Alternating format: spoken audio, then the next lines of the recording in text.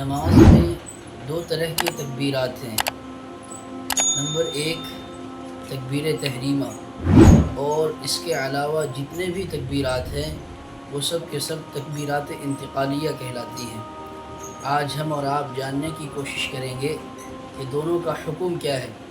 تو سب سے پہلے یہ بات جان لینا ضروری ہے کہ نماز کے اندر جو تکبیر تحریمہ ہے، جس کے ذریعے سے ہم نماز کو شروع کرتے ہیں، اس کو تکبیر تحریمہ کہا جاتا ہے۔ اس تکبیر کا کہنا منفرد یا پھر اگر کوئی امام کے پیچھے پڑھ رہا ہو تو امام اور مقتدی سب کے لیے تکبیر تحریمہ کا کہنا ضروری ہے۔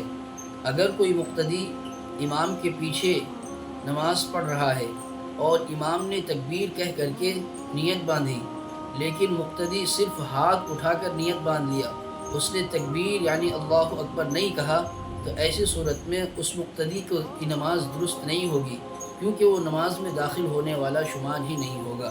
تو تکبیر تحریمہ کا حکم یہ ہے کہ مقتدی اور امام دونوں کے لیے کہنا ضروری اور لازم ہے، لیکن اس کے علاوہ جو اور تکبیرات ہیں ان تکبیرات کو تکبیرات انتقالیہ کہا جاتا ہے، اور تکبیرات انتقالیہ کا حکم یہ ہے کہ وہ امام اور مقتدی دونوں کے لیے مسنون اور سنت ہے۔ اس مسئلے کو بہت کم لوگ جانتے ہیں۔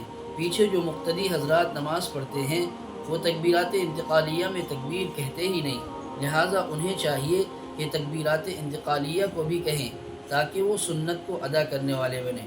تو اگر کوئی تکبیرات انتقالیہ کو نہیں کہتا تو ان کی نماز تو ہو جائے گی، لیکن بہرحال تارک سنت وہ آدمی ہوگا جو کہ بہتر نہیں ہے۔ لہٰذا جس طرح امام تکبیرات انتقالیہ کو کہتا ہے، مقتدی کے لیے بھی بہتر ہے کہ ان تکبیرات انتقالیہ کو آہستہ آواز کے ساتھ کہے تاکہ سنت کا چھوڑنے والا نہ ہو۔ جزاکم اللہ خیرا۔